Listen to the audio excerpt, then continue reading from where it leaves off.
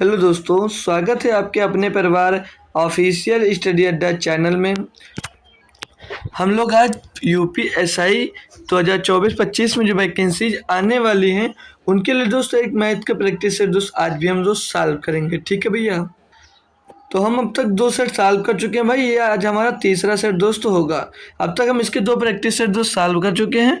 अगर उन सभी को देखना चाहते तो उनके प्लेलिस्ट बनी हुई जाकर भाई देख सकते हो। ठीक है भैया। तो हम आज का लेक्चर दोस्त स्टार्ट करने से पहले बता दें, आप लोग अगर अभी तक मेरा टेलीग्राम चैनल नहीं ज्वाइन किया तो टेलीग्राम चैनल ज़रूर ज्वाइन कर लीजिए सभी लोग भाई। ठीक है। और प्रैक्टिस सेट तो इतनी बेहतरीन तरीके से कराया जाता है, ये सभी को दोस्त पता होगा, बताने की ज़रूरत नहीं है। जो नहीं देखा वो एक बार देख कर देखे दोस्त, मज़ा आ जाएगा एक बार। ठीक है। तो सभी लोग जुड़ चुके हैं तो अच्छी बात है, जो नहीं जुड़ा अभी तक उसके पास दोस्त शेयर कर दो सभी लोग, ताकि वो भी आ जाए दोस्त। ठीक है। तो स्टार्ट करूँ मैं? तो आप लोग जुड़ गए, सभी लोग नहीं जुड़े हो तो सभी लोगों को बुला लीजिए एक बार सब लोग। ठीक है। तो स्टार्ट करेंगे आज का बेहतरीन क्वेश्चन से दोस्त। आज भी 20 क्वेश्चन होंगे तो सभी के लिए, जो बढ़िया बढ़िया से रहेंगे सभी लोग करेंगे। देखिए भाई, पहला पहला क्वेश्चन करेंगे सभी लोग। आंसर हो पाएगा तो करिए, नहीं तो हम खुद से बताएंगे दोस्त। बढ़िया सा दिया है। तो कुछ संख्याएं दी गई हैं, बोला इनको मिश्र अनुपात क्या है। इनका मिश्र अनुपात पूछा गया है। तो मैं आपको बता दूं भैया, मिश्र अनुपात वही होता है कि इनको बटे में लिखकर आपस में गुणा कर दीजिए, सब मिश्र अनुपात आ जाएगा इनका भाई। तो 45/75 गुणे में 3/5 भाई, और गुणे में 51/68, गुणे में 51/68 हो जाएगा भाई, और गुणे में 256, गुणे में 256 बटे भाई 81, 256/81 हो जाएगा। यही इनका मिश्र अनुपात होगा भाई, और कुछ नहीं था इसमें। सॉल्व कर लो इसको। तो मैं तो 17 × 51 और 17 × 4 = 68, 15 × 45 और 15 × 5 = 75 हो जाएगा भैया। और ये 3 × 3 = 9, 3 × 27, तो ये 3 3 काट दो 27 बार, 27 × 81 हो जाएगा भाई। और कुछ कटेगा? 4 से इसको काट लेगा, 4 × 24, 4 × 16, 64 आ जाएगा। ऊपर भाई कुछ नहीं बचा, ऊपर बचा 64 सिर्फ और सिर्फ, और बचा हम 25, 25 × 75, ये 64/75 इसका एकदम से सही जवाब हो जाता है। तो कौन सा ऑप्शन में है? तो ऑप्शन नंबर ए में बोलोगे सर जी है, ऑप्शन नंबर ए आपका एकदम से सही जवाब हो जाता है। चलेंगे नेक्स्ट क्वेश्चन पे। सभी बच्चों को समझ में आ गया? कोई दिक्कत कोई परेशानी यहाँ तक तो नहीं है किसी को? तो क्वेश्चन नंबर 2 दिया भाई सिंप्लीफिकेशन का, सभी बच्चा कर लेगा इसको, सभी बच्चा इसको कर लेगा। बोला भाई इसमें बोर्ड मास लगता है, और बोर्ड मास में पहले ब्रैकेट सॉल्व होता है, फिर ऑफ सॉल्व होता है। तो ऑफ मतलब बाहर है, तो ऑफ पहले सॉल्व कर लूँगा मैं। तो 25 भागे 25, 15 चौको 60। अब भाई 60 ही हम यहाँ पर 60 तो पहले रखते हैं, मतलब आपकी जगह पर ये 4 हम तो यहाँ पर पहले रखे रहते, लेकिन ये ब्रेकर से सटा हुआ नहीं तो इसे हटा देंगे। ठीक है। तो 15 चौको 60, तो 25 के नीचे 60 आ जाएगा आपका भाई। कोई दिक्कत कोई परेशानी यहाँ तक? बोलोगे नहीं सर यहाँ तक कोई दिक्कत नहीं, सिंप्लीफिकेशन में कभी दिक्कत नहीं होती है। बिल्कुल सही बात है। घोड़े का निशान लगा दीजिए। ये जो अंदर ब्रैकेट है ये बचेगा 2 भाई आपका अंदर, और ये 4 है तो 5 इसके नीचे आ जाएगा, भाग में लगा था, और यहाँ पर घोड़े में बच जाएगा आपका 2, तो लिख लीजिए बिल्कुल सही जवाब है। फिर माइनस लगा दीजिए 5 से, इसको 5 पहले ऑफ लगा भाई ना, पहले ऑफ लगा, तो 20 ऊपर हो जाएगा, और 5 9 45 आपका नीचे आ जाएगा। अब इसको हम लोग अगर सॉल्व करते हैं मेरा भाई, तो 5 हम 25, 5 से इसको काटोगे 12 बढ़ जाएगा।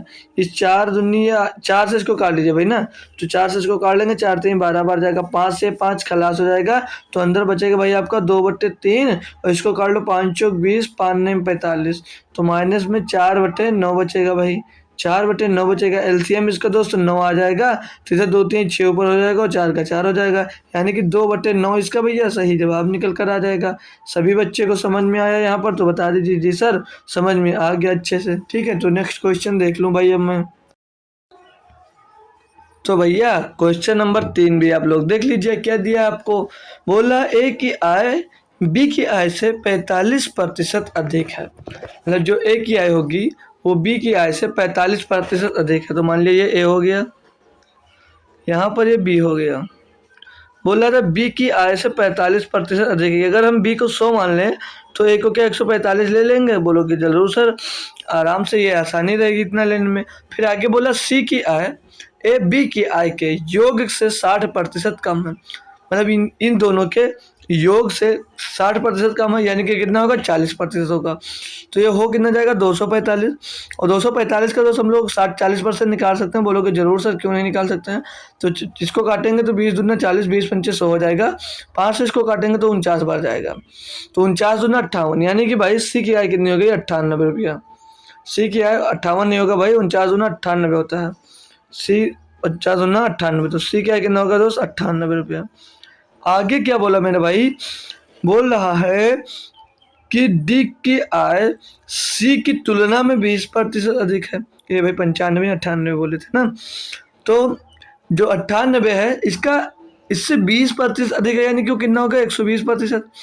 तो 98 का अगर हम 120 निकाल लें भाई, 120/6 यानी कि 6/5 हो जाएगा भाई। 5 से इसको काटोगे आप लोग, 5 का नाम 5, 4 बचेगा 40 हो जाएगा।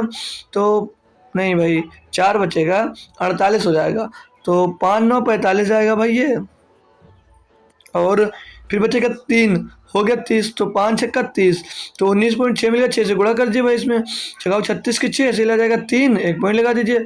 6 9 54, 3 57 के 7 से ला गया 5, और 6 कन्नम 6 और 5 11, तो 117 रुपये 6 पैसा। मतलब डी की आय कितनी आ गई 117.6 रुपया। तो डी की आय हो गई भैया 117.6 रुपये डी की आय हो गई। अब भैया जो क्वेश्चन में कहा था वो हमने पूरा कर लिया। अब क्वेश्चन क्या बोल रहा है ये ध्यान दीजिए। बोला है यदि सी और डी के आय के बीच का अंतर 13,200 है। यहाँ पर भैया 13,200 अंतर दिखा रहा है, अपने में अंतर देख लीजिए भाई। तो अंतर, लेकिन भाई यहाँ पर बी और डी के बारे में पूछा जा रहा है, यहाँ सी और डी के बारे में पूछा जा रहा है।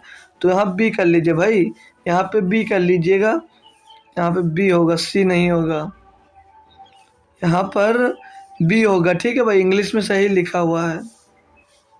बी और डी की आय के बीच का अंतर आपसे पूछा गया ना, बी और डी के आय का बीच का अंतर पूछा गया, ना कि सी और डी के में। सी की तो आय निकालना हमसे कि सी की आय कितनी है, तो बी और डी के आय के बीच का अंतर है 117.6, 100 ओ भाई 17.6 ना, खाली 17.6 का आंसर है दोस्त। अंतर है इनके बीच में 100 है, ये 117 है। तो इनके बीच का अंतर की बात कर लें कितने, तो इनके बीच के अंतर है वो दोस्त 13,200 रुपये दोस्त, 13,200 रुपये है। पूछ के रहा था सी की आय ज्ञात कीजिए, सी की आय 98 है, तो निकाल लेंगे भैया 132.00 बटे में दोस्त 17.6 और गुणे में भैया 98। बोलोगे बिल्कुल सही है सर जी, कोई दिक्कत नहीं है, आसानी से हो जाएगा। अब हम इसको तो सॉल्व करते हैं। अगर इसको सॉल्व करने की बात करें भाई, तो यहाँ से पॉइंट हटा दीजिए, यहाँ से पॉइंट हटा दीजिए और ऊपर 1 0 बढ़ा दीजिए। अब इसको अगर काटना स्टार्ट करें हम भाई, 8 से अगर काटें इसको, तो 8 दूनी 16 बचेगा, 1 हो जाएगा 16, 8 दूनी 16। इसको अगर 8 से काट दें भाई हम, इसको अगर हम 8 से काट दें तो क्या बचेगा देखिए, 8 एकन्ना 8 बचा, 5 हो गया 52, 8 छंग 48 हो जाएगा, बचेगा 4 हो जाएगा 40, 8 पंचे 40 और 0, तो ऊपर आ जाएगा 1650 गुणे 22, तो 22 चौक 88 और 10 बचेगा 100, 22 से कट नहीं रहा, 11 से कटेगा भाई, 1650 जो आपका 11 से कट जाएगा। एक बार 11 से भी काट लीजिए, क्या दिक्कत है, 11 दूना 22 हो जाएगा, और इसको 11 से काटेंगे तो नीचे लिख लेना, ठीक है। 11 का नाम 11 बचा, 5 हो गया 55, 11 बचे 55, वहाँ पर मिल गया क्या 150 मिल गया। अब 2 से भैया इसको काट दोगे तो 2 चौके 8 और 2 9 18, पीछे 0, तो ये गुणे में 150 गुणे 490 हो जाएगा। अब भाई हो जाएगा, पीछे 2 जीरो लग जाएंगे, और 5 9 15 न भैया 135 का 5 से आ जाएगा 13, 15 चौको 60 और 13, 60 और 13 73, मतलब 73,500 रुपये आपका आंसर हो जाएगा भाई, ऑप्शन नंबर सी। तो सी की आय की बात करूं तो सी की आय कितनी हो जाएगी 73,500 रुपये भाई। समझ में आ गया भैया ना, जो यहाँ पर दिया गया था वैसे हमने बना लिया फिर निकाल दिया। चलिए आगे क्वेश्चन नंबर 4 पे बात करें। बोला कुछ फल 140 रुपये में 15 की दर से खरीदे जाते हैं और इतने ही फल 120 रुपये की दर 120 रुपये में 10 की दर से खरीदे जाते हैं। यदि सभी फल 132 रुपये पर दर्जन की दर से बेचे जाते हैं तो पूरे लेन देन में लाभ प्रतिशत क्या है। देखिए भाई ध्यान देना, अगर आप जैसे मार्केट गए हैं, वहाँ पर 140 रुपये में 15 की दर से फल आप खरीद ले भाई, और 120 रुपये में दोस्त 10 की दर से फल खरीद ले, यही बोल रहा है। इतना लिख लीजिए पहले। मान लीजिए यहाँ पर आपकी कीमत है जो दी है आपने, कीमत, और जितने मात्रा में खरीदा वो मात्रा इधर लिख लीजिए। और मान लिया पहले खरीदा कॉस्ट प्राइस पहले की मान लें भाई, बोला था 140 रुपये में 15 फल खरीदे, बोलोगे जी सर। फिर बोला दूसरी कॉस्ट प्राइस की बात करें भाई, तो यहाँ पर बोला 120 रुपये में 10 फल खरीदा, बोल के रहा है 132 रुपये में सेलिंग प्राइस मान लीजिए। 132 रुपये में वो कितने फल, 1 दर्जन यानी कि 12 फल बेच देता, बोलोगे जी सर। एकदम से सही जवाब है, 12 फल वो बेच देता है। यहाँ तक समझ में भैया, जो बोला गया था वही लिखे हम, जो बोला गया था यहाँ पर हम वही लिखे भाई, जो बोला गया था हम वो लिख दिए भाई। ठीक है, अब आगे की बात कर लें भाई। देखिए अब यहाँ पर 140 रुपये में 15 फल खरीदे, 120 रुपये में 10 फल खरीदे, और 132 रुपये में 12 फल बेच दिए। तो यहाँ पर फलों की संख्या अगर हम बराबर करना चाहें, अगर हम फलों की संख्या बराबर करना चाहें तो कैसे कर सकते हैं भाई। 12, 15, 10 और 12 का एलसीएम की बात कर लें तो कितना होगा, 60 होगा, 60 हो जाएगा। तो यहाँ पर 60 बनाने के लिए क्या करेंगे, यहाँ पर 60 बनाने के लिए हम 4 से गुणा कर देंगे, बोलोगे जी सर। यहाँ पर 60 बनाने के लिए हम इधर 6 से गुणा कर देंगे। तो यहाँ पर 15 चौको 60 और 10 छंग 60, यानी कि 60 फल यहाँ से खरीदे, 60 फल यहाँ से खरीदे, कितने फल हो गए टोटल, 120। तो भैया बेचोगे कितना, तो 120 फल ही तो बेचोगे। यहाँ पर है आपके पास कितना फल, बोलोगे 12 फल है। तो यहाँ पर 120 फल बनाने के लिए यहाँ पर भैया आप लोग 10 से गुणा करोगे। यहाँ पर गलती मत कर देना, 160 बनाने के लिए आप लोग 5 से मत गुणा कर देना, नहीं तो भाई जितने फल खरीदोगे आप बेचोगे उतने ही फल, तो कि उससे कम या ज़्यादा बेच लोगे तो बोलोगे उतने ही फल हम बेचेंगे भाई। आगे अब इसको सॉल्व करें अगर हम, तो क्या लिख सकते हैं मेरा भाई, 14 चौको 56, 560 रुपये आपका पहले खर्चा हुआ। पूछ के रहा है कि दर्जन प्रति दर्जन की दर से बेचे जाते हैं तो पूरे लेन देन में लाभ प्रतिशत क्या है। तो अब लोग मात्रा को भूल जाइए, पहले देखिए कितना रुपया खर्चा करता है, कितना रुपया कमाता है। तो 140 चौके 56 मतलब 560 रुपये खर्चा हुआ पहली बार में, ठीक है। फिर 120 रुपये में दो 6 की दर से, मतलब 120 रुपये की दर से 60 फल खरीदे, तो 120 में 6 का गुणा हो जाएगा आपका, 12 छंग 72 यानी 720 रुपये खर्चा किए भाई। बराबर में इसको जोड़ लीजिए पहले, तो 5 7 में 12, 1280 रुपये आ जाएगा भैया, ये बोलोगे जी सर। अब सेलिंग, ये कॉस्ट प्राइस सभी की निकल कर आई, एक सेलिंग प्राइस की बात कर लीजिए भाई। सेलिंग प्राइस की बात करेंगे, 132 रुपये प्रति दर्जन था, 10 मतलब 120 हो गया तो 10 दर्जन हो गया, तो 10 से इसमें गुणा होगा भाई 120 में, तो हो जाएगा 1320, यानी कि 1320 रुपये में बेच दिया। खरीदे भैया 1280 में, बेच दिया 1320 में, कितने का प्रॉफिट, बोलो 40 रुपये का। किस में प्रॉफिट है भैया, 1280 रुपये में प्रॉफिट हुआ, गुणे में भाई 100 कर दीजिए। बढ़िया क्वेश्चन था, सभी को समझ में आ गया होगा। 1 0 से 1 0 काट दिए, 4 से इसको काटेंगे तो 4 3 12, 4 2 8 भैया 100/32, 100/32 यानी कि 32 3 96, 32 3 96, चलो काट लीजिए थोड़ा, 4 से 25 बार जाएगा ये, 4 से 8 बार जाएगा भाई, तो 8 3 24, 8 3 24, 1/8 है, तो 3 सही 1/8, 3 सही 1/8 इसका आंसर आ जाएगा, जो कि ऑप्शन नंबर भैया बी में दिया गया है। बढ़िया से समझ में आ गया सभी बच्चा लोगों को। आगे बढ़ सकता हूँ, कोई दिक्कत यहाँ तक किसी को, कोई दिक्कत कोई परेशानी तो नहीं है भाई। अभी यूपीएसआई का क्वेश्चन है तो कुछ तो कैलकुलेशन आपसे करवाएगा ही करवाएगा, तो छोड़कर अगर भाग रहे हो भाई क्वेश्चन से तो ये भाई गलत बात है, ठीक है। अगला दिया 5 संख्याओं का औसत 281 है, मतलब कोई 5 संख्या है दोस्त, उनका औसत 281 है। फिर बोल रहा है पहली 2 संख्याओं का औसत 280 है और अंतिम 2 संख्याओं का औसत इतना है, तो तीसरी संख्या ज्ञात कीजिए। अगर भैया 5 संख्याओं का औसत 281 है तो सभी संख्याओं का तो औसत 281 रहा होगा, बोलोगे बिल्कुल सर जी। तो हमारे लिए थर्ड नंबर का भी औसत 281 होगा, बोलोगे भी जी सर क्यों नहीं मान सकते हो। मतलब अगर सभी एक जैसे 5 नंबर का औसत 281 है तो उसमें हर एक नंबर का औसत 281 ही रहा होगा, ठीक है भैया, बोलोगे बिल्कुल सर जी। या तो छोड़िए इसको बेसिक से कर लेते हैं, ठीक है भाई।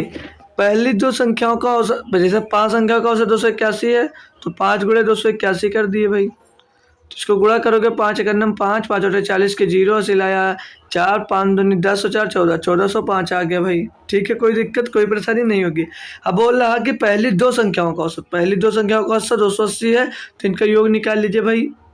इनका योग निकाल लेंगे तो 2 शून्य शून्य 2 अट्ठे 16 6 से लाया, 1 2 दूनी 4 और 1 5 हो जाएगा ना, बिल्कुल सही। ओ भाई इतना क्या था 2 शून्य शून्य 2 अट्ठे 16 6 से लाया, 2 दूनी 4 1 5 560 होगा। फिर अगली दो संख्याओं का औसत बोल रहा है 178.5 है, 178.5 दिया गया भैया। ये 2 पंचे 10, 10 का 0, ये पॉइंट के बाद है, काम खत्म इसका। और हटा भी दीजिए, कोई मतलब नहीं है। 2 अट्ठे 16, 16 और 1 हासिल आ गया था ना 17, 17 के 7 हासिल आ गया 1, 2 सत्ते 14 और 1 15 के 5 हासिल आ गया, फिर से 1, 2 एकम 2 और 1 3, इनको टोटल जोड़कर उससे घटा दीजिए भाई। तो 7 6 7 6 5 11 के 1 हासिल आया 1, और 5 3 8 1 9, 917 आ गया भाई। 917 इसमें से घटाओगे भैया तो क्या मिलेगा, इधर 15, 15 से 7 गया बच्चा 8 भाई, यहाँ पे 9, 9 से 1 गया बच्चा 8 भाई, यहाँ पर बच्चा भैया आपका 13, 13 से 9 गया बच्चा 4, 488 इसका दोस्त सही जवाब हो जाएगा। ये भी दोस्त यूपीएसआई में ही दोस्त आपका क्वेश्चन पूछा गया था, इतना आसान सा, जो सभी बच्चा इसका दोस्त आंसर कर कर आया होगा भाई। कोई हो है जो इसका आंसर भी गलत किया हो दोस्त, इसका भी आंसर कोई है जो गलत किया हो तो बोलोगे सर जी बिल्कुल नहीं, क्वेश्चन आंसर गलत नहीं किया। क्वेश्चन नंबर 6 की हम बात करते हैं भाई। अगर तो बोला यदि 5 अंकों की संख्या इतनी इतनी 7 और 11 से विभाज्य है तो 3x माइनस 5y का मान क्या होगा भाई। बढ़िया बेहतरीन क्वेश्चन मेरा भैया आपको दिया गया है, बढ़िया से एक बेहतरीन क्वेश्चन दोस्त आपको दिया गया है। तो क्या करोगे इसको, संख्या भाई यहीं तक है, ये 3 7 और 11 से विभाज्य का बात किया है। ठीक है, संख्या आपकी यहीं तक है भाई, ये संख्या दी गई है। ठीक है, तो ये 5 अंकों की संख्या है जो 3 से भी डिवाइड है, 7 और 21 से 11 से विभाज्य है, तो इतने इतने का मान पूछा जा रहा है x से। अब भैया अगर 3 का डिविजिबिलिटी रूल देखते हैं हम भाई, अगर 3 का डिविजिबिलिटी रूल देखें हम तो उनकी संख्या का योग दोस्त 3 से करना चाहिए, या तो इनका एलसीएम लेके दोस्त ये संख्या किसी को हम संख्या मानकर भाई भाग करें तो लगा सकते हैं भाई। तो अगर हम दोस्त ऐसे मान के करें तो नंबर दिए गए आपको 6 7 6 और XY। अब यहाँ पर बड़ी और छोटी कोई संख्या तो हमसे पूछी नहीं गई थी कि कितना रखें भाई। तो अगर 3 से डिवाइड करने की बात करते हैं तो 3 दूनी 6 और 7 6 13, 13 6 19, 19 हो रहा है। 19 में अगर हम यहाँ पर 3 2 5 5 जोड़ दें, अगर x की जगह पे 3 रख दें और y की जगह पे 2 रख दें तो हो जाएगा 19 5 24। अब इसको अगर हम 11 से काटने की बात करें तो 6 6 12 2 14 और 7 6 13, तो हासिल 3 आएगा भैया, 11 से ये नहीं कट रहा है। तो भाई इस पे हमारा बेसिक फंडा कोई काम करने वाला नहीं है, तो डायरेक्ट इसको करना पड़ेगा। तो आप एलसीएम ले लीजिए भाई, एलसीएम ले लीजिए किसका किसका, 3 7 और 11 का। इसमें कुछ भाई कॉमन नहीं है, तो 7 21 और 21 एक एकदम 21 और 21 एक एकदम 21 तो 23 हासिल आया था 231, इसका एलसीएम मिल जाएगा भाई। अब आप 231 आपको एलसीएम मिल गया इन सभी का, बोलोगे जी सर। तो यहाँ पर आप नंबर मान लीजिए सीधे 0 0, मतलब 676 ही आपको दिया गया था। अब एक्स वाई का मान हम सबसे छोटा नंबर 0 0 मान लेते भाई। यहाँ से जो शेष बचेगा या जो कम पड़ेगा इसको सीधे काटने में, वही हमारी दो संख्या मिल जाएगी आपको। अब इसको स्टार्ट करते अगर हम सॉल्व करना भाई, यहाँ तक है ये, ठीक है 231। तो 231 से 3 बार जाएगा तो 693 हो जाएगा, यानी कि ये 2 बार जा रहा है। 2 से काट दीजिए भैया, 2 बार इसको आप लोग काट दीजिए। तो 2 कदम 2 2 3 6, 2 चौके 2 दूनी 4, 462 मिल गया भैया। घटाओगे तो पीछे 4 मिलेगा और आगे यहाँ पर 1 मिल जाएगा, यहाँ पर 2 मिल जाएगा। 214 बचा, 0 उतार लीजिए। अभी हो गया 2140, तो 243 धामा होगा, मतलब 231 धामा 23 हो जाएगा, तो ये लगभग 9 बार जा रहा होगा। तो 9 एक कदम 9, 9 तो 27 का 7 चला 2, 9 दूनी 18, 2 20। घटाएंगे फिर से यहाँ पर 9, यहाँ पर 14, 14 से 7 गया, 7 बचा भाई। 14 से 7 जाएगा, यहाँ पर 7 बच जाएगा भाई, लेकिन 7 क्यों भाई, 13 बचा ना, इधर उधर हंसिल गया था। तो 13 से 7 जाएगा, 6 बचेगा। यहाँ पर 1 का 1 उतर आएगा, नहीं 1 नहीं उतरेगा भाई, यहाँ पर 1 नहीं उतरेगा। घटा गलत दिए भाई, फिर से घटाइए। इधर एक जीरो है ना, तो जीरो से 9 जाएगा तो उधर हासिल होगा, 10 से 9 जाएगा तो 1 बचेगा।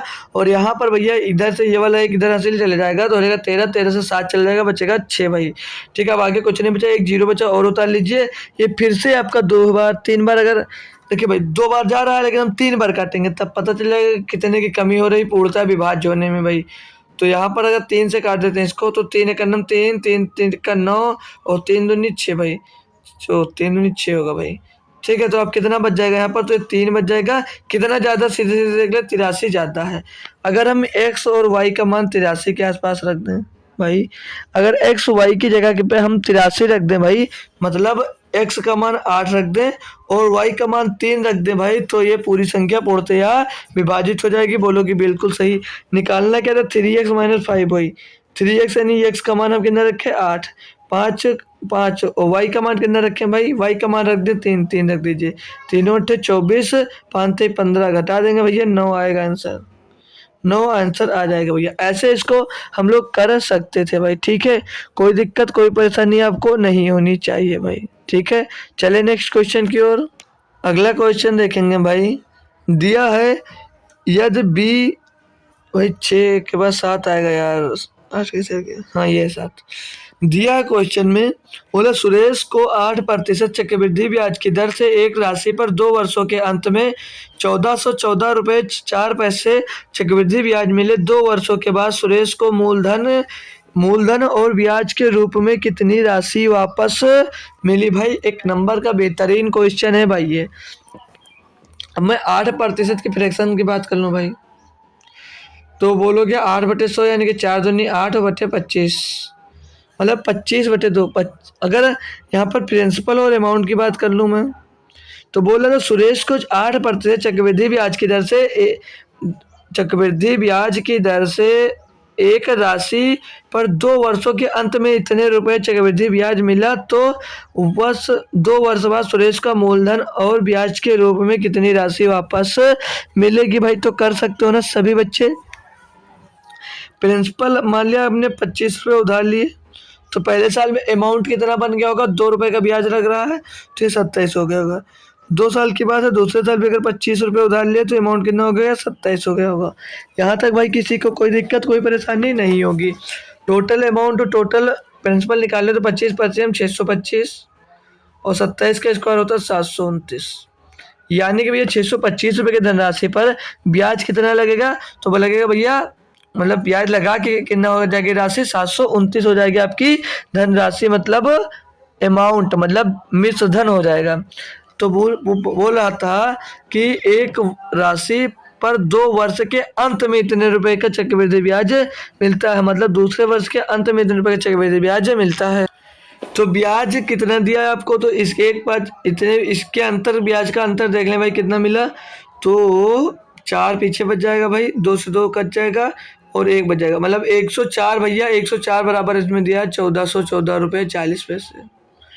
पूछा क्या था, 2 वर्ष बाद सुरेश का मूलधन और ब्याज के रूप में कितनी राशि वापस मिलेगी, मतलब ये जो राशि है टोटल कितनी वापस मिलेगी भाई। तो पहले इसका हम एक का मान निकालना चाहें भाई, तो 104 एक अन्ना में 104 हो जाएगा, बचेगा कितना भैया, बच जाएगा आपका यहाँ से, चलो काट देते हैं पूरा पूरा भैया, 1414.4 बच्चे में 104 और गुणे में भैया 729 की वैल्यू पूछ रहा है कि टोटल कितना वापस किए हो आप। तो 104 से जब इसको काटोगे भैया तो यहाँ से बच जाएगा आपका 37 ना। और एक उपाय से इसको कर सकते हो, पूछोगे कैसे सर जी, ये 729 जो दिया है ये किसका मल्टीपल या क्यूब होता है, तो बोलोगे सर जी 9 का क्यूब होता है। तो 9 का मल्टीपल ढूंढ सकते हैं, बोलोगे 9 का मल्टीपल वो होता है जो संख्याओं की योग से डिवाइड हो, जो संख्या मतलब उनकी संख्या 9 संख्याओं का योग 9 से डिवाइड होना चाहिए। तो देख ले भाई, तो 9 4 13, 1 14, 14 4 18, 4 22, भैया नहीं हो रहा, हटा दीजिए। 9 9 18, 18 1 19, 4 23, 4 23 और 4 27, 23 और 4 27 ये आपका हो सकता है। तीसरी नंबर की बात कर लें तो 9 1 10, 10 1 11, 11 4 15, 4 19 नहीं हो सकता। 8 9 17 1 18, 18 4 22, 22 और 4 26 भाई, ये नहीं हो सकता। ऑप्शन नंबर बी सही है, पूरा विभाजित करने की ज़रूरत नहीं था भाई, ठीक है, क्योंकि हो नहीं रहा, काफ़ी टफ हो जाएगा भाई, काफ़ी टाइम भी आपका इसमें लग जाएगा, तो इसे पूरा मत करिए, यहीं पर दोस्तों छोड़ दीजिए, ठीक है। आगे अब हम बढ़ जाएंगे किस पे, क्वेश्चन नंबर 8 पे। क्वेश्चन नंबर 8 पे चल दीजिए भाई। दिया जाए तो 20, 37, 57 और 105 में से प्रत्येक संख्या से x घटाया जाए तो इस क्रम में प्राप्त संख्या समानुपात में होंगी। तो 7x माइनस 5 और इतने का बीच औसत समानुपात, औसत समानुपात का मतलब भी समझ लेना भाई, मध्य अनुपात पूछा जा रहा है यहाँ पर, मध्य अनुपात, ठीक है। औसत समानुपात बोले तो भटकते मत रहना भाई, यहाँ पर आपसे मध्य समानुपात क्या होगा भाई, कैसे निकालोगे, ध्यान से देखिए भाई। 20 में से एक x घटा दीजिए, सारी संख्या में से बोला x घटा दीजिए, तो 20 माइनस एक्स बटे में 37 माइनस एक्स बराबर में भैया 54 माइनस एक्स, 54 माइनस एक्स बटे में 105 माइनस एक्स। बोले तो इन सभी संख्याओं में से अगर x x घटा दिया जाता है तो जो संख्या मिलती है वो समानुपात में हो जाती है भैया। तो इसके लिए बढ़िया ट्रिक सीख लीजिए आप लोग, क्या करना होता है। अब x का मान चाहो तो ऑप्शन से रख कर देख लीजिए भाई, नहीं रखना चाहते तो ट्रिक देखिए भाई, क्या ट्रिक है भाई। इसको इससे घटाओगे कितना मिलेगा, 37 से 20 जाएगा तो बोलोगे सर जी 17 बच जाएगा, बिल्कुल सही। 105 से भैया 54 घटा दोगे तो पीछे एक मिलेगा, पीछे एक मिलेगा भैया, और 5 यहाँ है तो हो जाएगा 10, 10 से 5 जाएगा 5, यानी कि 51 बचेगा भाई। तो ये प्लस का 17 बच गया, प्लस का 51 बच गया, 17 का नाम 17, 17 तो 51, ठीक भाई। 1 और 3 मिल गया इनका रेशियो, 1 और 3 मिल गया भाई। कोई दिक्कत कोई परेशानी हो तो बोल दीजिए भैया। अब नीचे वाले नंबर को छोड़कर इसका क्रॉस मल्टीप्लाई कर दीजिए, तो 3 का गुणा ऊपर होगा तो 20 या 60 हो जाएगा, माइनस 3x हो जाएगा। 1 का गुणा 54 में होगा तो 54 ही रहेगा, और माइनस x का x रहेगा। बोलोगे बिल्कुल सर जी सही बात है। अब इसको और सॉल्व कर ले हम, तो 60 इधर जाएगा भैया तो ये 6 बच जाएगा, 54 मतलब इधर आएगा 6 बच जाएगा, 3 इधर जाएगा तो भैया प्लस का 2x बच जाएगा। तो 2x बराबर क्या बच गया, 6 बच गया सीधे सीधे। तो x बराबर क्या हो जाएगा, x बराबर मिल जाएगा आपको 3। भाई कोई दिक्कत हो तो बता दीजिए।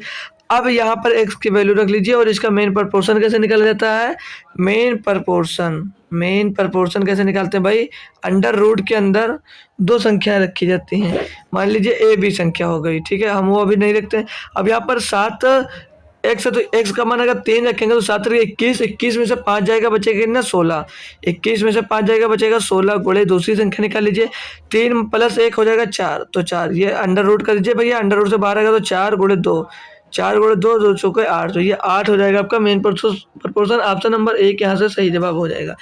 अब यहाँ से अगर चाहते तो इसका भाई क्रॉस मल्टीप्लाई कर कर आप लोग घंटों एक्स का मान निकालते बैठते, और यहाँ पर ट्रिक लगाए तो यहाँ पर 3 तो बचा, लेकिन ध्यान देना अगर 105 से ऊपर 111 होता तो घटाते तो यहाँ पर माइनस का 6 बचता, ये बात ध्यान रखना। ट्रिक तो बता देते हैं आपको लोग, लेकिन पूरी बात नहीं बताते, वहाँ पर आपका क्वेश्चन गलत हो जाता भाई। तो यहाँ पर अगर ऊपर ज़्यादा संख्या होती, नीचे कम संख्या होती तो घटाते तो संख्या माइनस में आ जाती।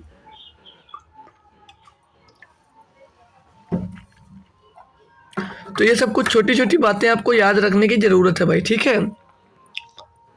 10 नंबर क्वेश्चन देख ले हम। दिया 2 अंकों की धनात्मक संख्या में इकाई के स्थान के अंक दहाई के अंक के वर्ग के बराबर है, और अंकों को आपस में बदलने पर प्राप्त संख्या और संख्या के बीच का अंतर 54 है। मूल संख्या का 40% क्या होगा भाई। बहुत बेहतरीन क्वेश्चन आपसे पूछा गया है, एक भैया बेहतरीन क्वेश्चन आपसे भाई पूछा गया। तो देखिए भाई कैसे कर सकते हैं इसको।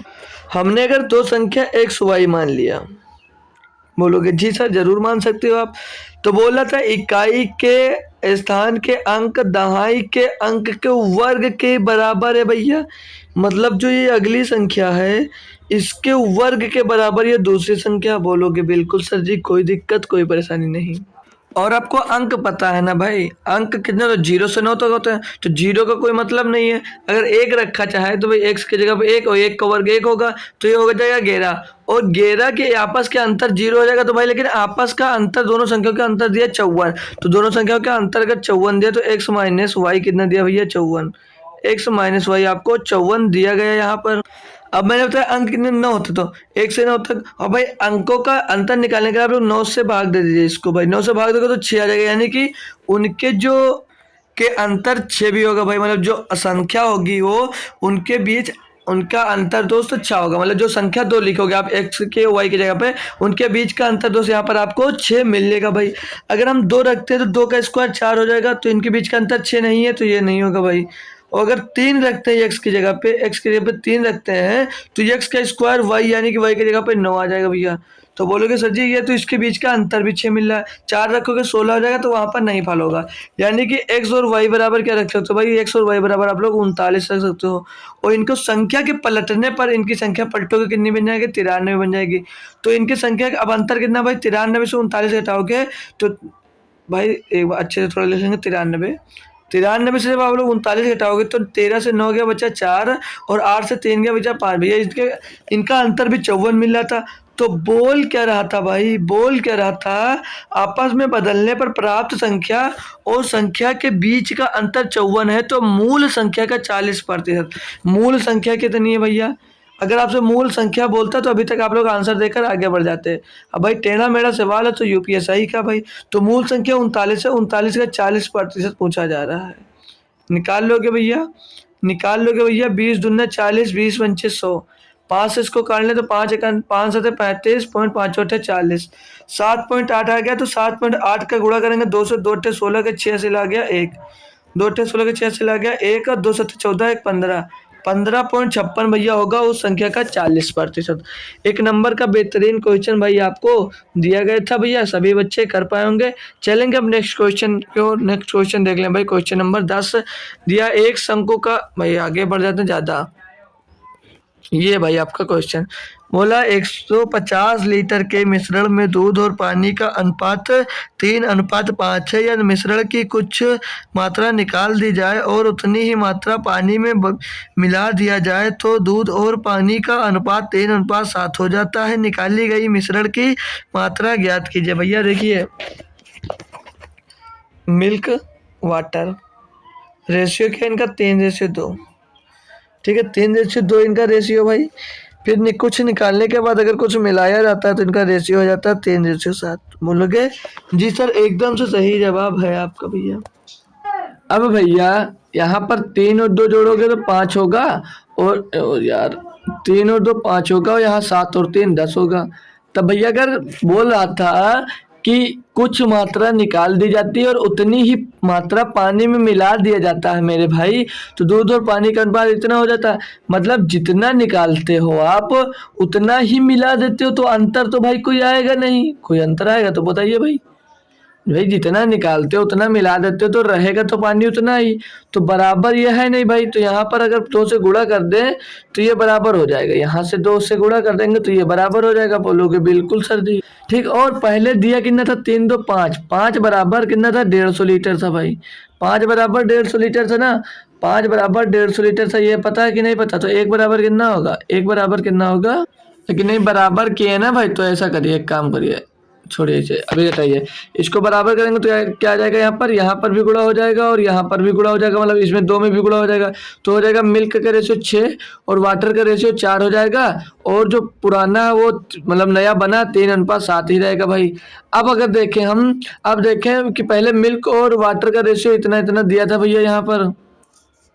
अब अगर हम थोड़ी देर के लिए मान लें हमारा कुल मिश्रण 6 है, तो 6 बराबर कितना दिया भाई, 150, ये याद रखना भाई, ठीक है। तो पूछ रहा था कि निकाली गई मिश्रण की मात्रा क्या है, तो निकाली गई मात्रा 6 से दोस्त कितना बचा, 3, 6 से बचा भैया 3, तो 6 बराबर 150, तो 3 बराबर कितना होगा, 6, 25 छक्का 150 होता है, तो 25 3 बराबर हो जाएगा, यहाँ पर 6 से इसको काटोगे भाई तो ये 25 आ जाएगा, और 25 आ जाएगा ना, तो 25 ने 75, यानी कि निकाली गई मात्रा आपके 75 लीटर हो जाएगी भैया।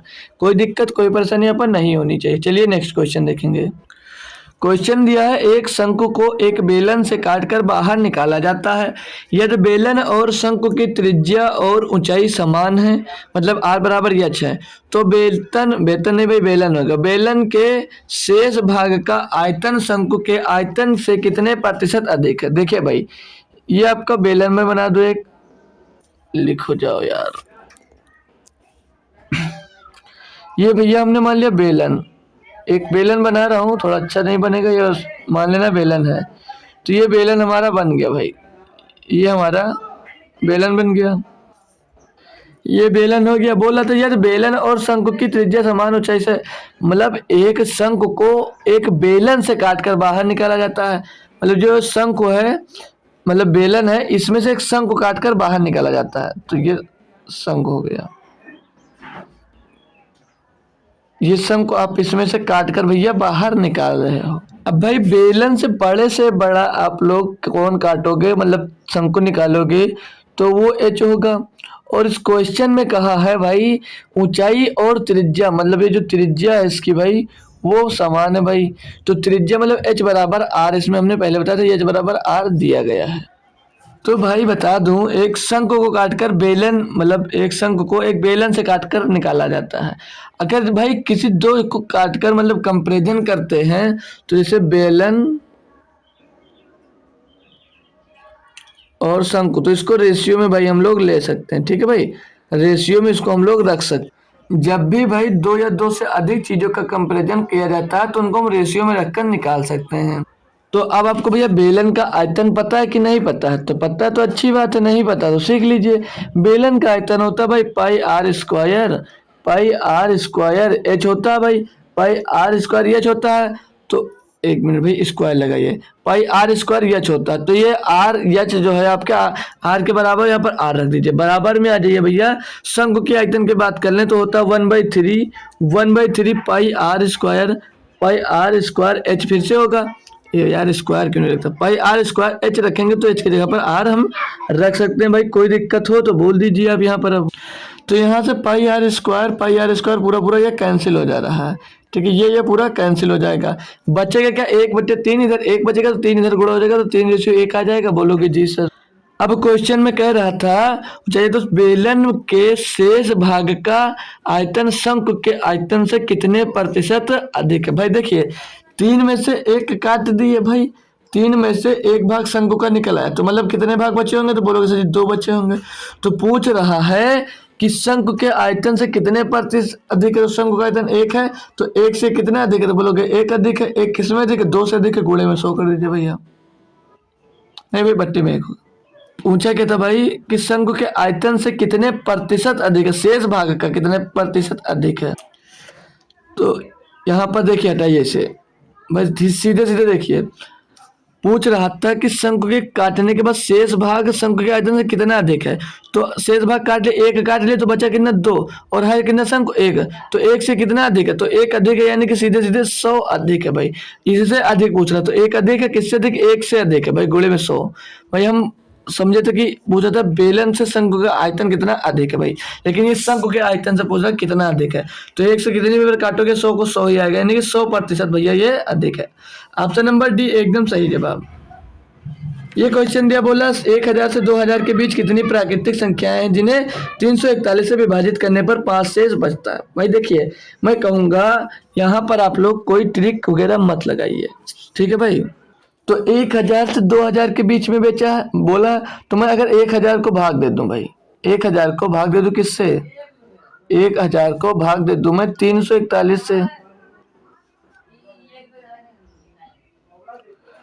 तो 3 बार ये लगभग जा सकता है, 3 बार जाएगा नहीं, लेकिन मैं जमा कर दिखाऊंगा आपको।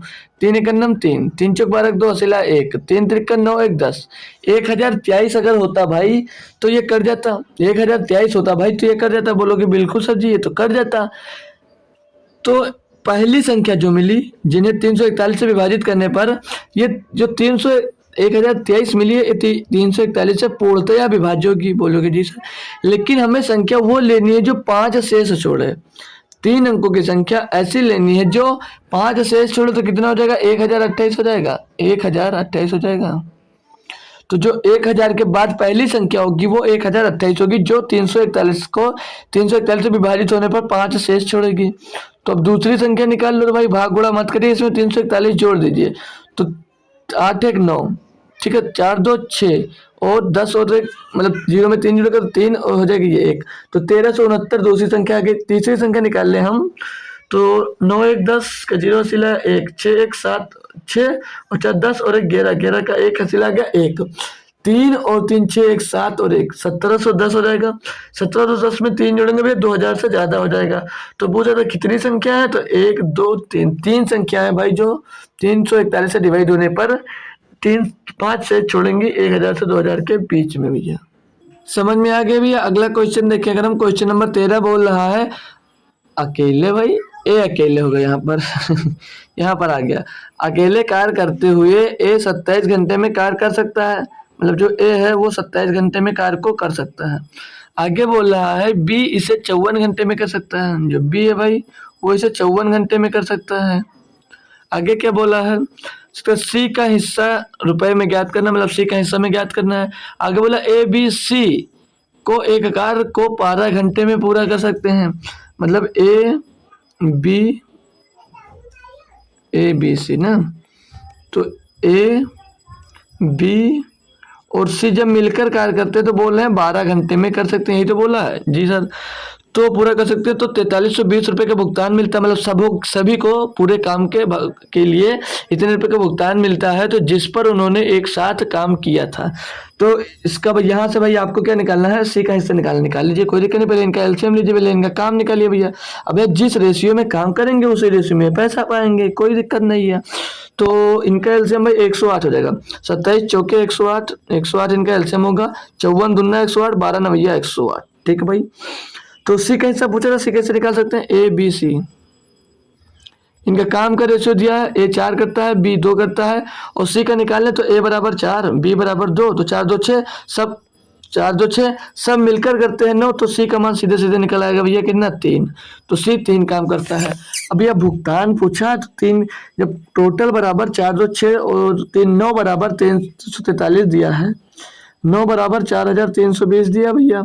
तो अब आपको सी का बराबर 3 बराबर पूछा जा रहा है, तो 1 बराबर निकालेगा तो 9 से इसको डिवाइड कर दीजिए, तो 9 चौक 36, 9 चौक 36 बच्चा यहाँ से 7 हो गया 72, तो 9 अट्ठे 72, 480 1 बराबर आ गया, 1 बराबर 480 आ गया, 3 से इसमें गुणा कर दीजिए, सी का मान निकल आएगा। 3 सुन 24 के 4 अस्सी आ गया भैया 2, 3 चौक 12 तो 14, सी का हिस्सा भैया 1440 रुपये हो जाएगा। ऑप्शन नंबर ए आपका एकदम सही जवाब हो जाएगा। बढ़िया आसान क्वेश्चन था, सभी लोग कर लिए होंगे।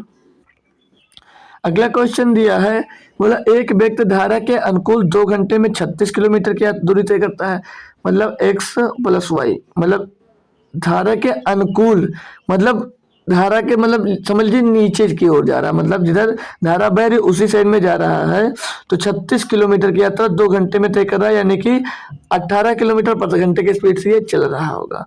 फिर बोला धारा के विपरीत दिशा में, धारा के विपरीत दिशा में मतलब समझ लीजिए किसी ऊंचाई पर चल रहा है, मतलब जिस तरफ धारा बह रही है उसकी उल्टी तरफ जा रहे हो, तो मतलब x माइनस वाई हो जाएगा। बोला 4 घंटे में 44 किलोमीटर की दूरी तय करते हो, तो 44 किलोमीटर की दूरी 4 घंटे में तय करते हो, यानी कि 11 किलोमीटर प्रति घंटे की चाल से चलते हो।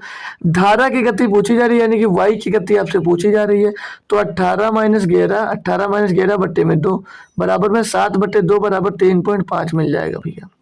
कोई समझ में आया? अब नहीं समझ में आया तो देख लीजिए, इसको टोटल हमें भाई घटाने पर घटाएंगे जब इसको, तो x से x आपका कैंसिल, सॉरी x से x कैंसिल कर रहे हैं यार, ये y से y कैंसिल हो जाएगा हमारा, बोलोगे जी सर।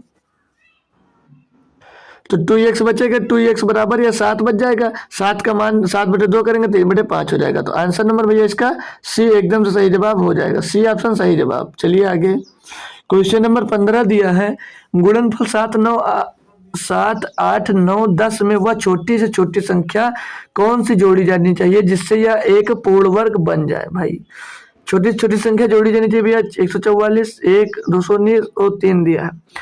मैंने आपको अगर बात करूं भाई, तो आज के परसों या कल ही के मतलब दूसरे लेक्चर में या तीसरे लेक्चर में, पहले लेक्चर में ही हमने बताया था, जब 4 क्रमागत संख्याओं का गुणा किया जाता है, 4 क्रमागत संख्याओं का गुणा किया जाता है और उसमें अगर एक प्लस कर दिया जाता है भैया, तो हमेशा एक पूर्ण वर्ग विषम संख्या बनती है। क्या बनती है?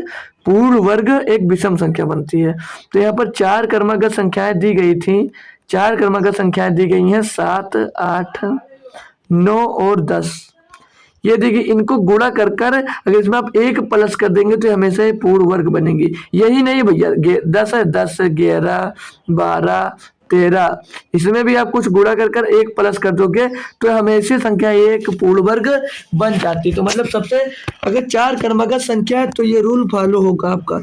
तो चार क्रमागत संख्या तो अगर उसमें एक हम प्लस कर दें, छोटी छोटी संख्या जोड़ दें तो वो पूर्ण वर्ग बन जाएगी। तो ऑप्शन नंबर बी आपका एकदम से सही जवाब हो जाएगा भैया। तो यहाँ पर आगे कुछ मत करिए, यही करिए।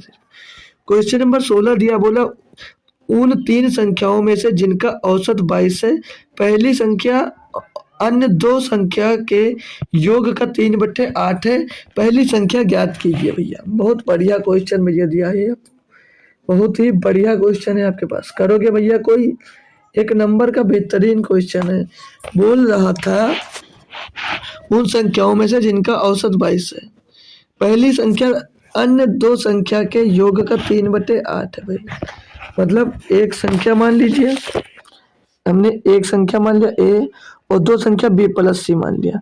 बोल रहा था अब पहली संख्या अन्य दो संख्या के योग का 3/8 है।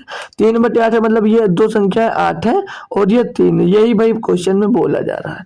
तो आगे बोला था पहली संख्या क्या है। पहली संख्या यहाँ से हमको ज्ञात करना, तो क्या ज्ञात कर सकते हो भैया? अब इन तीन संख्याओं का औसत कितना है भाई? 22 है। तो योग की बात कर ले तो 66 हो जाएगा। और यहाँ पे 8 3 11 बराबर क्या है? 11 बराबर भैया 66 दिया है। तो एक बराबर क्या होगा? 6 होगा। पहली संख्या 3 है तो 3 गुणे 6 कर दीजिए बराबर 18। पहली संख्या भैया 18 हो जाएगी। ऑप्शन नंबर सी एकदम से सही जवाब हो जाएगा। चले भाई नेक्स्ट क्वेश्चन की ओर, समझ में आ गया? चलिए क्वेश्चन नंबर 17 दिया, बजरंगी एक वस्तु का मूल्य उसके क्रय मूल्य से 60% अधिक अंकित करता है और उसे 40% छूट पर बेचता है। यदि उसका लाभ या लाभ हानि 1600 रुपये है तो वस्तु का क्रय मूल्य ज्ञात कीजिए। भाई बढ़िया सा क्वेश्चन है। हम अगर कॉस्ट पे यहाँ पर 100 मान लें, क्रय मूल्य से 40% अधिक अंकित करता है 60%, तो MRP मान ले भाई 60% अधिक अंकित करने के 60 रुपये अंकित करता है। बोल फिर बोल रहा है 40% की छूट देता है अंकित मूल्य पर, यानी सेलिंग प्राइस पर। सेलिंग प्राइस क्या होगी? इस पे 40, तो इसका मतलब 40% की छूट देता है तो बेचता कितने में होगा? तो बेचता भैया 60% में होगा। तो इसका 60% जब निकालोगे, इसका 16 छक्का 96 और 0 से 0 कैंसिल, यानी 96 रुपये में बेचता होगा। तो लाभ या हानि दिया था 16 रुपये, तो यहाँ से कॉस्ट प्राइस से सेलिंग प्राइस 96 जो कितने का हानि हुआ? 4 रुपये का हानि हुआ। 4 बराबर दिया आपको 1600 रुपये, तो एक बराबर क्या हो जाएगा? 400 रुपये हो जाएगा। पूछ क्या रहा था भैया? क्रय मूल्य ज्ञात कीजिए। तो 100 बराबर क्या होगा? एक बराबर 400, तो 100 बराबर कितना होगा भैया? 100 बराबर हमारा हो जाएगा 400, पीछे डबल जीरो चिपका दीजिए भैया। तो 40,000 हो जाएगा क्रय मूल्य आपका। ऑप्शन नंबर सी एकदम से सही जवाब हो जाएगा भैया। आसान क्वेश्चन था ये, कर लिए होंगे सभी। क्वेश्चन नंबर 18 दिया है, एक संख्या में दो अंक इस प्रकार होते हैं कि दहाई के स्थान का अंक इकाई के स्थान के अंक से 2 कम होता है। अंकों को उलटने से प्राप्त संख्या 6/7 गुना से 3 गुना संख्या 108 के बराबर होती है। संख्या में अंकों का योग क्या? भैया बहुत ही बढ़िया क्वेश्चन आपको दिया गया। मतलब ऐसी कोई दो संख्याएं हैं, ऐसी कोई दो संख्या है, बोल रहा है, बोला दहाई के स्थान का अंक इकाई के स्थान से 2 कम है ना भाई? तो ऐसे कितनी इकाई के अंक बन सकते हैं? ऐसे कितने, मान लीजिए दो संख्या है, तो ऐसी कोई दो अंकों की संख्या बताइए कि दो इकाई के अंक से वो 2 कम है। तो बोलोगे सर जी 1 3, बिल्कुल सही सोचे भाई। 1 3 ये भाई 2 कम है। 2 4 भैया ये भी 2 कम है, 2 4 कम है। 3 5 भैया ये भी कम है। 4 6 भैया ये भी 2 कम है। ठीक है, 4 6 5 7 हो जाएगा भैया, ये भी 2 कम है। 5 7 के बाद भैया 6 8 हो जाएगा, 6 8 ये भी कम है। 7 9 हो जाएगा, तो ये भी 2 कम है। अब भैया लेकिन बोला क्या था क्वेश्चन में?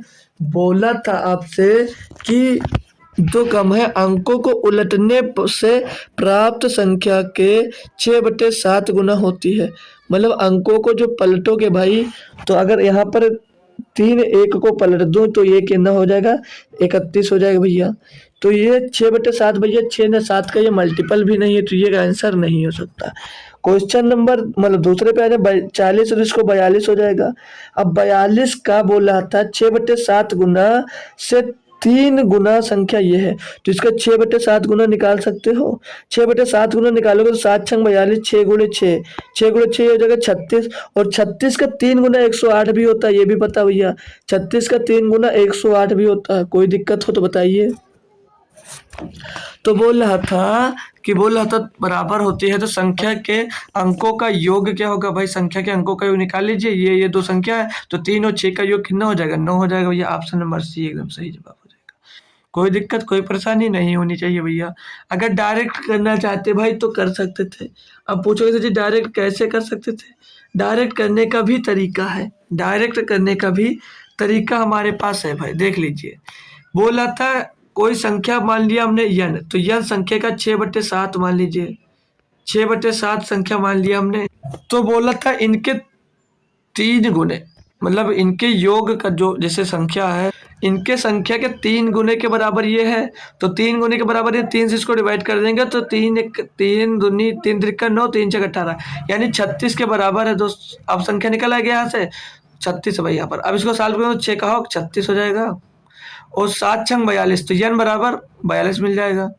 यन बराबर को 42 मिल गया। उल्ट की संख्या मतलब पलट की संख्या पूछी जा रही थी, तो ये उलटने पर इतनी, तो पलट देंगे भाई 24 हो जाएगा, और इनकी संख्या का योग पूछा जा रहा है तो 4 2 6 हो जाएगा, 4 2 6 हो जाएगा भाई। तो ऑप्शन नंबर आपका ए एकदम से सही जवाब भैया। क्या इसके पहले हमने 9 बताया था, तो 9 गलती से बता दोगे 36 ले लिया होगा। 2 4 को ही पलटने में ये संख्या प्राप्त होती, तो ऑप्शन नंबर 6 होगा भाई, ना कि दोस्त डी होगा। ठीक है, सॉरी भाइयों, आप गलत हुआ थोड़ा सा, याद रखना भाई। फिर से बता देता हूँ आपको, फिर से बता देता हूँ भाई। 24 हुई थी संख्या वो, 24 हुई थी संख्या वो। 24 को पलटने में भाई 42 बना था। 42 का अगर 6/7 निकालेंगे तो 6 7 42 से 36 मिल जाएगा। तो ओरिजिनल संख्या के आपका पूछा गया, तो ओरिजिनल संख्या 6 होगा भाई।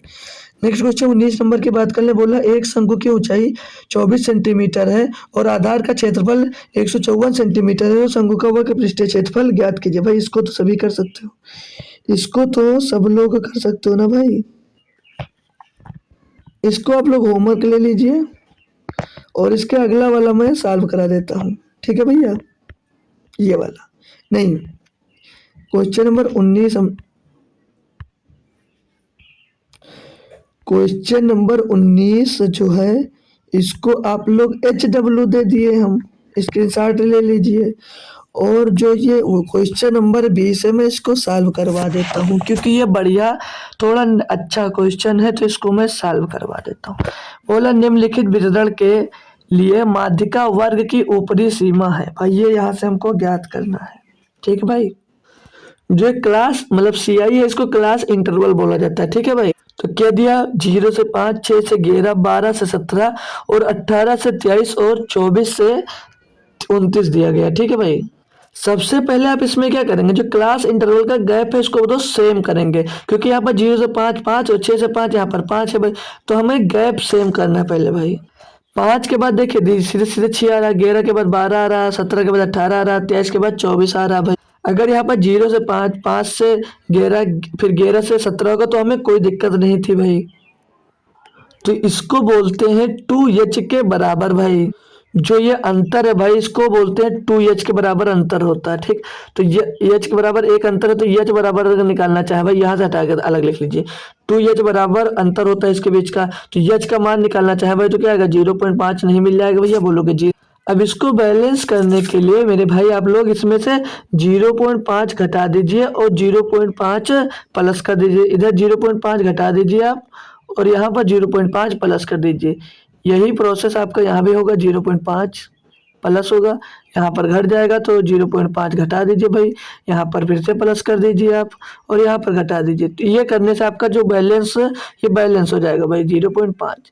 ये टोटल जो हमको CI मतलब क्लास इंटरवल दिया था, ये सेम हो जाएगा भाई। और यहाँ पर घटाएंगे, यहाँ पर भी घटा दीजिए। ठीक है, यहाँ पर भी आप लोग घटा देंगे। ठीक है भाई, अच्छे से समझ लेना, ये अच्छा क्वेश्चन। तो यहाँ से पूछ रहा था आपसे माध्यिका वर्ग की ऊपरी सीमा क्या है। तो माध्यिका निकालने के लिए भाई आप लोग ये जो मतलब माध्यिका वर्ग की ऊपरी सीमा पूछा गया है, तो माध्यिका वर्ग अगर पता चल गया तो हम ऊपरी सीमा आसानी से भैया निकाल सकते हैं ना। माध्यिका वर्ग की ऊपरी सीमा पूछा गया है, तो माध्यिका निकालने के लिए हम क्या कर सकते हैं, अगर इनकी फ्रीक्वेंसी को जोड़ दें तो निकल आएगा भैया।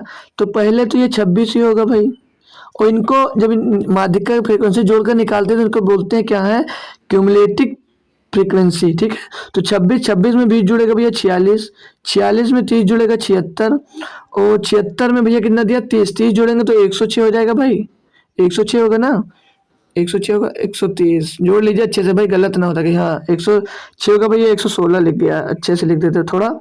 तो ये होगा 106, 106 में मेरे भैया आप लोग 16 जोड़ोगे कितना हो जाएगा, 122 हो जाएगा। 106 में भाई आप लोग जब जोड़ोगे, नहीं भाई 31 तो उसमें जोड़ चुके, 76 में अब आप लोग क्या जोड़ोगे, 76 में जोड़ोगे भैया 16, तो कितना हो जाएगा, ये हो जाएगा 16 6 6 12 12 2 असिला 1, 6 6 12 12 2 असिला के 1 7 8 1 92, और 92 में 22 जोड़ के भैया 114 मिल जाएगा, मतलब n बराबर आपको 114 मिल गया। तो 2 से इसको डिवाइड करके आ जाएगा 57। अब 57 देख लीजिए भाई किसके करीब पड़ रहा है, तो 57 46 से आगे और 76 के नीचे पड़ रहा है भाई, यानी कि ये क्वेश्चन आपका हो जाएगा कौन, तो ये किस क्लास के बीच में आएगा, तो बोलोगे सर जी ये इसी वाले क्लास में आएगा। ठीक है भाई, और इसकी अपर क्लास आपसे पूछी गई थी, मतलब ऊपरी सीमा, ऊपरी सीमा हमने कितना जोड़ा था भैया 17.5, 17.5। तो ऑप्शन नंबर भैया सी इसका एकदम से सही जवाब हो जाएगा। सभी बच्चे को भैया समझ में आया होगा, ये क्वेश्चन बहुत ही बेहतरीन था भाई, अच्छा सा क्वेश्चन था ये भाई। तो आज का जो लेक्चर था भाई, आशा कर सकता हूँ सभी बच्चों को अच्छे से समझ में आ गया होगा भाई। ठीक है भाई, तो मेरे से जुड़े रहने के लिए, मेरे से हमेशा, ओ भाई एक मिनट, मेरे से जुड़े रहने के लिए भाई आप लोग हमेशा अगर जुड़ना चाह रहे हैं भाई, तो आप लोग मेरा टेलीग्राम चैनल ज्वाइन कर सकते हैं, ऑफिशियल स्टडी अड्डा, वहाँ से आप मेरे से हमेशा के लिए जुड़ जाएंगे भैया। और यहाँ से इसकी लिंक चाहे तो आपको इसकी लिंक तो डिस्क्रिप्शन में मिल जाएगी। हमने जो साथ प्रैक्टिस सेट जो सॉल्व किया वो प्रैक्टिस सेट 3 आज हमने सॉल्व किया है। अब कल हमारे जो होगा भाई एनटीपीसी की क्लास होगी, एनटीपीसी की, फिर कल जो क्लास होगी उसके बाद दोस्त हम चैप्टर वाइज नंबर सिस्टम से स्टार्ट कर देंगे भाई। एनटीपीसी के लिए नंबर सिस्टम से भाई हम एनटीपीसी के लिए दोस्त क्लास स्टार्ट कर देंगे।